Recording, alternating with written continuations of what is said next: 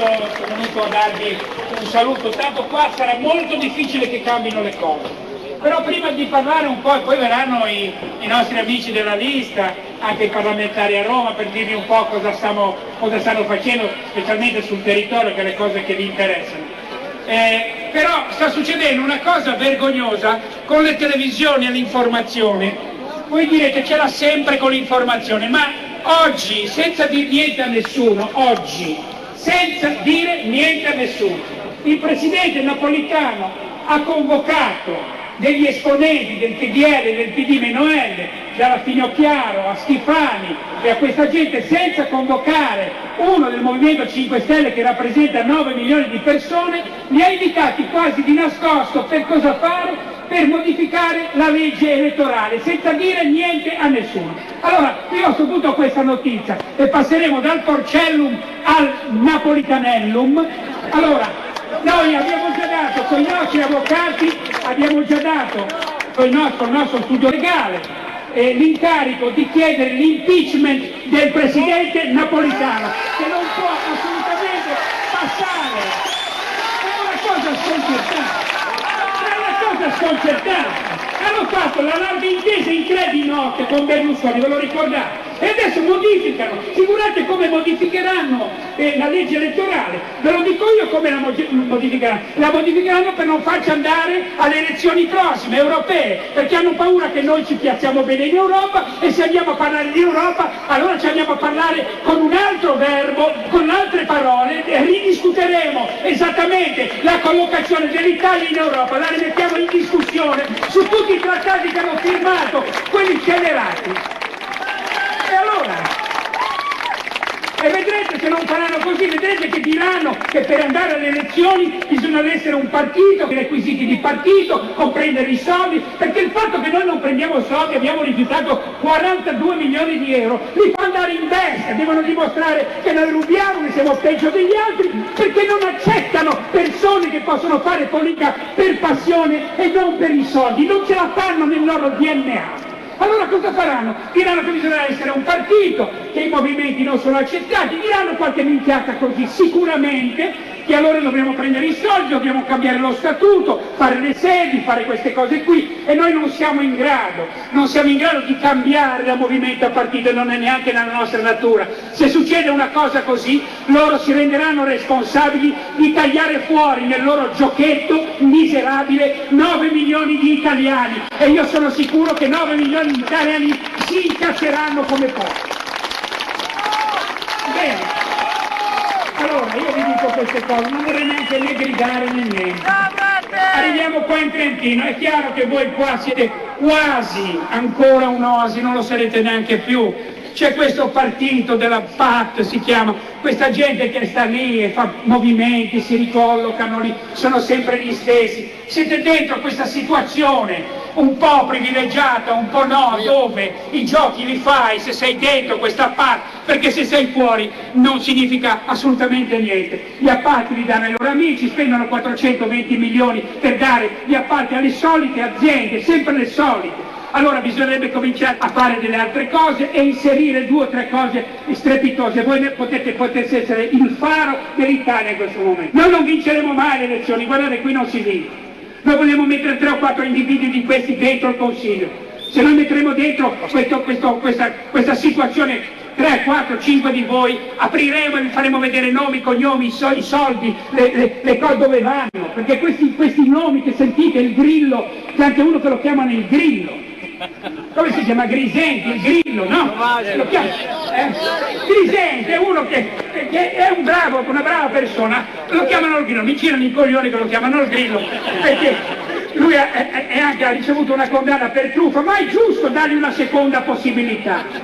Un altro che ha fondato un movimento, che non so come si chiami, che mi sembra quello che c'ha delle società in Lussemburgo, Mosna, ecco quello lì è di nuovo una brava persona, però ha le società, cioè prende i soldi di finanziamento qua, però le tasse le paga in Lussemburgo. Allora io vorrei farvi capire una cosa, qui non si tratta di fare una rivoluzione, significa di fare e di inserire in questo meraviglioso territorio delle cose semplici, come i referendum propositivi senza quorum, perché dire che facciamo un referendum con un quorum di 28.000 firme è prendere per il culo la gente. Allora, frase molto semplice, poi me le spiegheranno loro.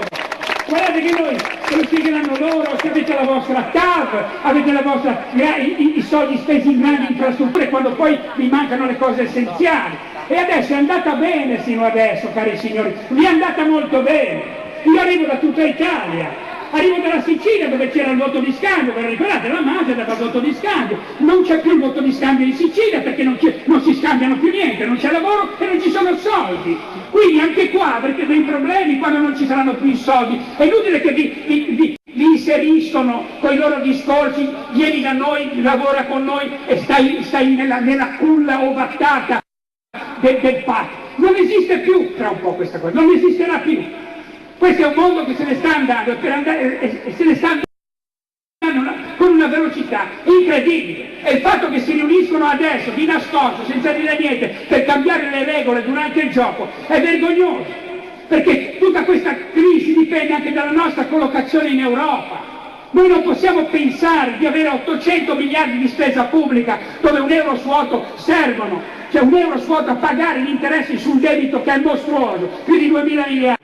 Non possiamo pagare 100 miliardi all'anno e pensare che la piccola e media impresa riparta, che il lavoro ci sia, che la crescita ci sia con l'IVA o con le tasse, la TARSU o altre cose che sono prese per il culo. Noi dobbiamo andare là e ridiscutere il nostro debito. Noi dobbiamo ridiscutere il nostro debito là, andare là, guardando negli occhi la Germania. Guardate, perché ci hanno preso per il culo quando siamo entrati nel 99, siamo entrati nell'euro, non ci hanno detto niente, ci siamo trovati ed è stata una violenza incredibile che ci siamo trovati in una situazione senza aver esposto un nostro parere. Ci siamo trovati lì e siamo già andati in decadenza lì. Allora io voglio ridiscutere il debito. O ci chiamiamo Unione Europea basata sulla solidarietà, allora ce lo frazioniamo tra tutta Europa e facciamo gli Eurobond, non lo so se si chiamano Eurobond, mi sembra di sì, ce lo frazioniamo o frazioniamo il debito, o frazioniamo l'interesse sul debito. E se non accettano, come hanno detto che non accetteranno mai di dividersi il debito in tutta Europa, il nostro debito, dividerlo fra tutti, non accetteranno mai, allora faremo un referendum vero, un referendum dove tutti gli italiani decideranno se stare in Europa e se stare nell'euro. Lo decideremo noi con un referendum. Ecco di cosa hanno paura. Ecco di cosa hanno paura. Dio mio, hanno paura di questo. Questi due finti partiti che sono lì, veramente dei parassiti, di gente che ha rovinato il paese ed è in televisione a dire il tutto e il contrario di tutto. Perché in televisione vanno a dire che sono contro la guerra e contro gli F-35 e poi vanno a votare a favore degli F-35 in Parlamento. Fanno queste cose qui, poi prendono il femminicidio, prendono la legge sul femminicidio, hai capito? Il femminicidio è chiaro che la condividiamo tutti, è chiaro, perché, però dentro ci mettono il finanziamento per la polizia del TAV, mettono dentro la possibilità di non commissariare più le province, dentro il femminicidio. Ci chiediamo le province con un emendamento dentro il femminicidio, ma questo allora tu non lo voti perché è una stronzata, perché lo devi fare a parte, non dentro il femminicidio. E se tu non voti il femminicidio, ecco che la stampa a parte dicendo ecco il Movimento 5 Stelle è a favore della violenza sulle donne. Usano questi schemi come sull'immigrazione. Guardate che sull'immigrazione piangevano i responsabili, si mettevano a piangere sulle bare i responsabili. Perché questa cosa dell'immigrazione determina l'identità di questi esseri senza identità, perché non c'è più di identità tra la destra e la sinistra. Sono la stessa cosa, inceneritori, strade, cemento, supermercati, la stessa cosa, destra e sinistra, però sull'immigrazione loro si riappropriano della loro identità, la destra è contro l'immigrazione, la sinistra accogliamoli con il cuore aperto. E loro lo fanno per esistere. Ma l'immigrazione non va, né fatta col cuore, né fatta con la destra, né con la sinistra. L'immigrazione si deve gestire con l'intelligenza. Con l'intelligenza. Perché cosa significa? Ma cosa significa? Che viene a piangere. Perché questa gente scappa da un paese, la Libia, che abbiamo contribuito noi a creare una guerra là e a farli scappare. Cosa fate? Dovresti vergognarti a andare lì. Allora la politica, guardate che siamo nel giusto, siamo nel giusto a dire di no, ci chiamano quelli che diciamo no, ma col no salviamo il nostro territorio e preserviamo col no, se ce la facciamo, il territorio dei nostri figli. Ad Agorà, che è qua, che fanno i filmati fighi, chiamano i dissidenti, fanno delle cose la RAI vergognose, no? Condotti da gente che sei lì che parlano tra loro, poi sono quei talk show vergognosi che danno poi statistiche e cose. Paglioncelli ha fatto una statistica, allora sì, ma perché la RAI dovrebbe dare i dati veri? E tu dici che fai e dai dei risultati su una statistica, su una cosa che hai fatto. Devi dire quanta gente hai interpellato. Allora l'hanno interpellato, Paglioncelli ha interpellato 10.800 persone, ha fatto 10.800 telefonate, va bene?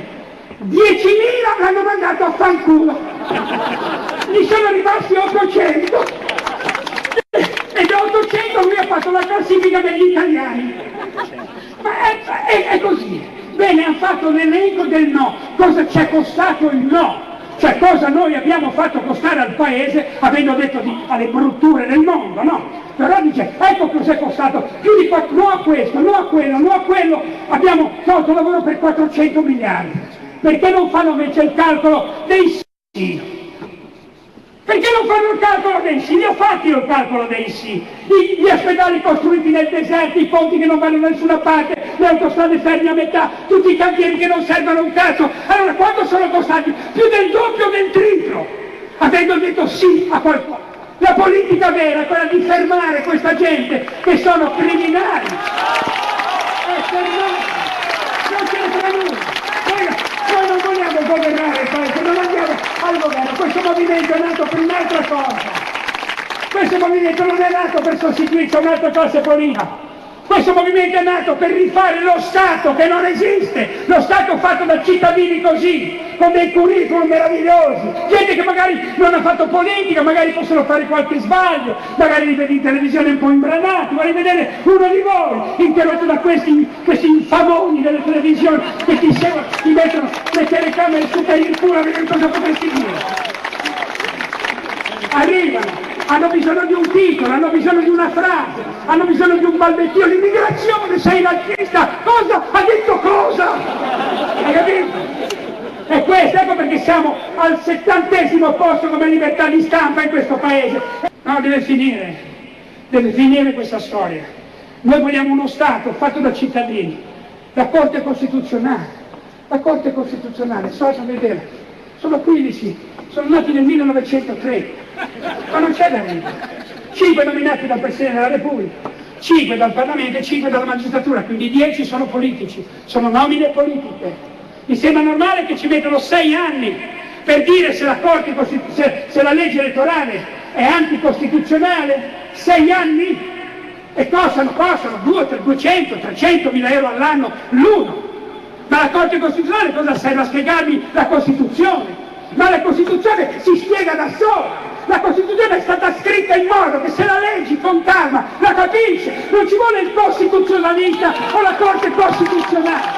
Pensate che la Costituzione è formata da circa 9.400 parole, 9.400 parole, divise in 480 paragrafi, nel senso, paragrafi, 480 per 9.400 parole.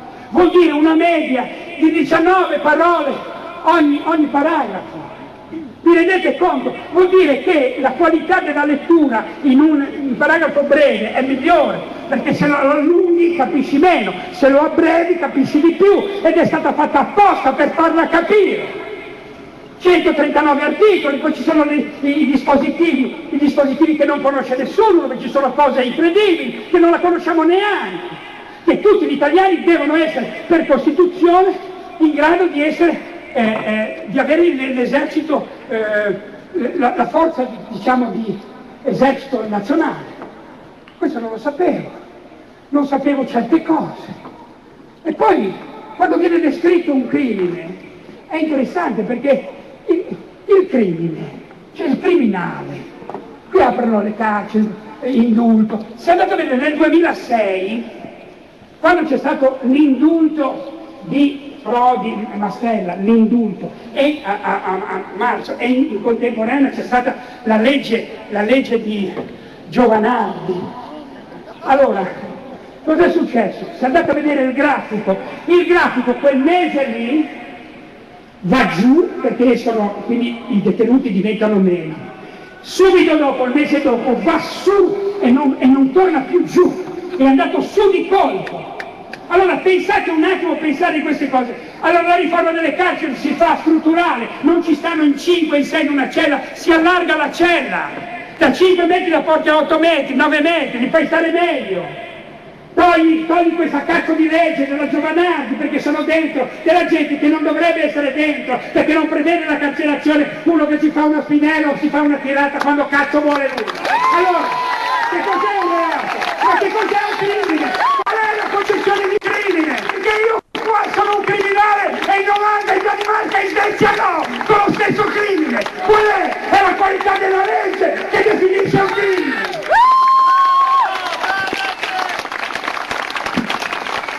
Noi ci vogliamo vedere, ci vediamo, gli Stati Uniti, 2 milioni e mezzo in galera, 2 milioni e mezzo in galera, 5 milioni di persone in attesa di giudizio, arresti domiciliari o su cauzione. Hanno 7 milioni di persone che sono lì in attesa di casini che gli sconvolgeranno la vita. Sono 765 detenuti ogni 100.000 abitanti. Ora vi faccio una domanda. Nel vicino Canada passa a 170, da 765 ogni 100.000 abitanti a 160. Come mai c'è questa diversità? Canada e Stati Uniti sono più o meno gli stessi, sono vicini. Come mai gli Stati Uniti carcerano così? Ed è il più grande stato di carcerazione del mondo, gli Stati Uniti. E lì che ci ha attaccato il Canada no, è uno dei più bassi, quasi a livelli del nord Europa. Come mai? Datemi una spiegazione, come mai? Sono gli stessi canadesi, la stessa lingua più o meno, la stessa cosa. Perché? Perché in Canada investono sul welfare, sull'educazione, investono sulla cultura, investono su queste cose qui, è l'unica spiegazione. E noi vogliamo fare indulto, mettere fuori, immigrazione, tanto di...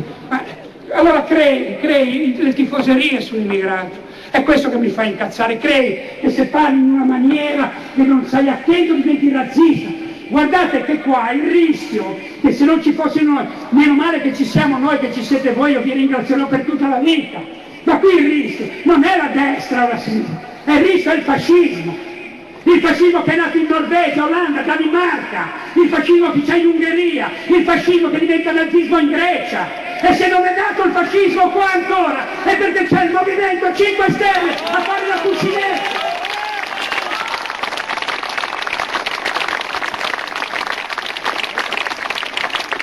Io vorrei non brillare, vorrei essere sereno, vorrei essere tranquillo.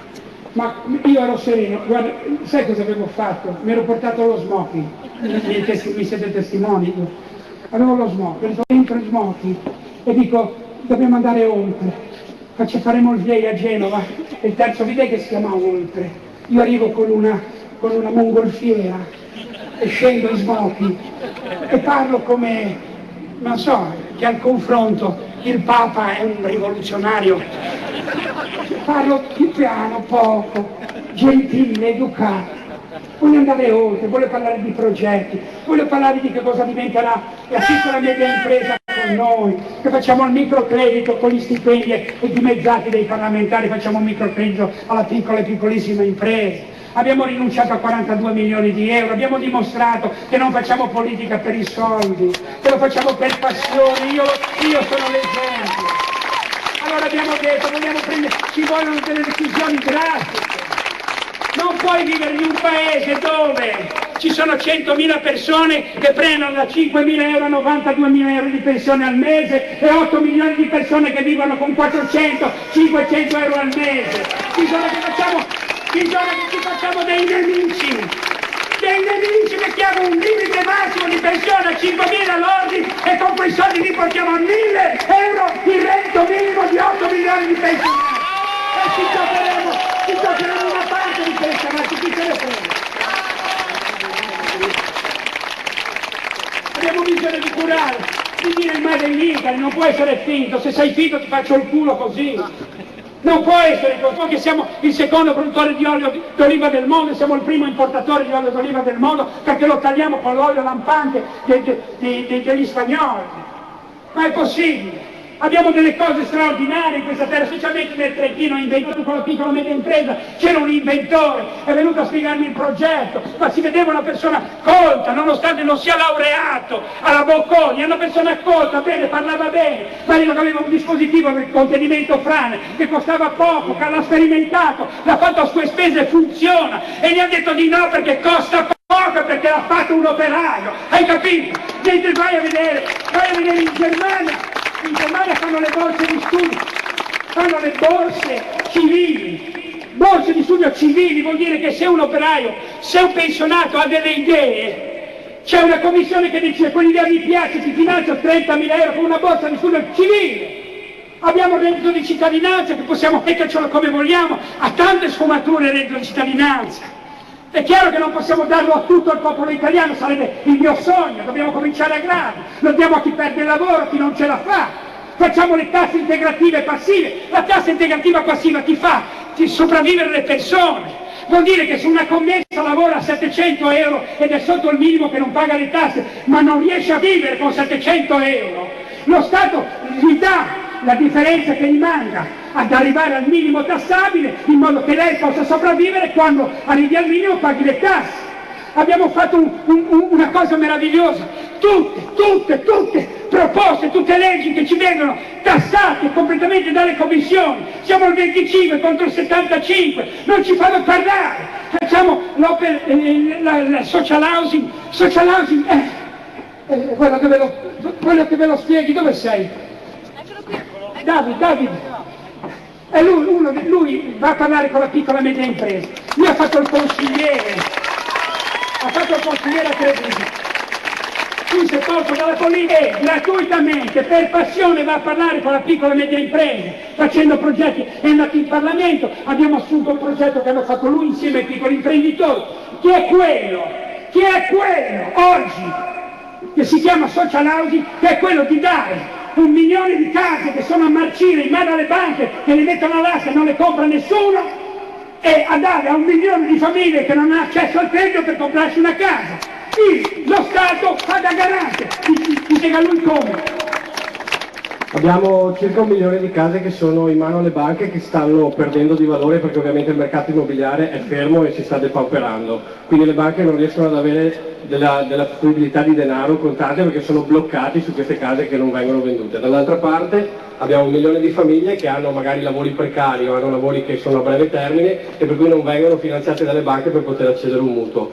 L'idea è quella che la banca cali un po' il prezzo delle case, che ci rimetta un 20-25%, ma si liberi di questa zavorra che ha, queste case vadano a chi ne ha bisogno, perché è 1 milione di famiglie che oggi cerca casa, e ovviamente con lo Stato che fa da garante, ma non che dà soldi, semplicemente fa da garanzia, in maniera tale che se nell'arco dei 20-30 anni che la famiglia ci mette per riscattare l'appartamento e comprarselo, se dovesse perdere il lavoro o avere magari una malattia invalidante per cui per 2-3 anni non può lavorare, lo Stato interviene solo in quei 2-3 anni pagando la rata mensile, allungando però il periodo, per cui se durava 20 anni magari lo allunga a 23 e recupera i soldi che ha pagato nel pezzetto di tempo che ha dovuto sostituirsi alla famiglia in difficoltà. Questo libererebbe la banca da questa zavorra delle case, darebbe 1 milione di case a chi ne ha bisogno, ma soprattutto la banca avrebbe di nuovo del denaro contante da poter dare, con un vincolo che il Parlamento darebbe alla Banca d'Italia,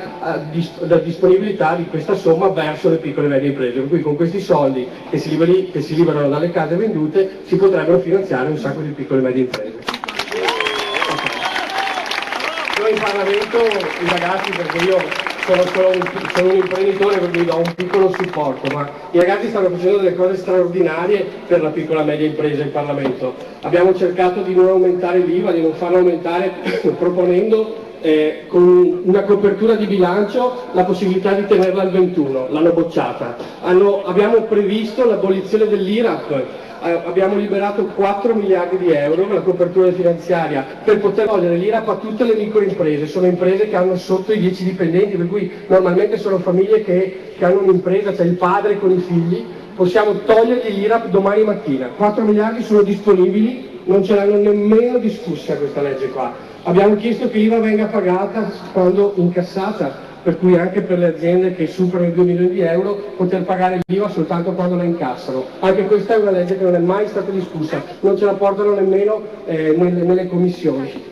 Abbiamo chiesto per esempio che la pubblica amministrazione paghi i debiti. Siamo riusciti a ottenere che quei 40 miliardi che hanno liberalizzato per poterli dare alle piccole e medie imprese che li avanzano, al posto di andare alle banche come stavano facendo, abbiamo cambiato fortunatamente quella legge e adesso sono andati alla piccola e media impresa, ma 40 sono solo una parte dei debiti che lo Stato ha, per cui abbiamo chiesto che paghi tutto il debito residuo, anche questa è una legge che non è mai stata discussa. Abbiamo chiesto per esempio di non tassare le aziende che assumono delle persone o che fanno degli investimenti per esempio strutturali. Abbiamo chiesto che l'IMU non venga pagata per i beni strutturali. Se uno ha un capannone che gli serve per lavorare, non è giusto che ci paghi l'IVA dopo che magari lo ha già comprato e ha pagato un tasso di interesse magari alto, un mutuo. Quindi sono tutte cose di cui abbiamo trovato anche le coperture finanziarie, perché i ragazzi in Parlamento stanno lì fino alle 11, mezzanotte, studiano le leggi, se le guardano, trovano le coperture di bilancio e non vengono nemmeno discusse. E sono gli stessi che poi vanno in televisione a dirvi che faranno, vi promettono, vi dicono che sono solidali per la piccola e media impresa, che faranno delle cose per la piccola e media impresa, 2 giorni dopo vanno in commissione e bocciano. Sono PD e PDL insieme. Grazie. Quello che diciamo, l'esempio l'avete alla vostra spalle, no? Stava spiegando un ex dipendente della Martinelli.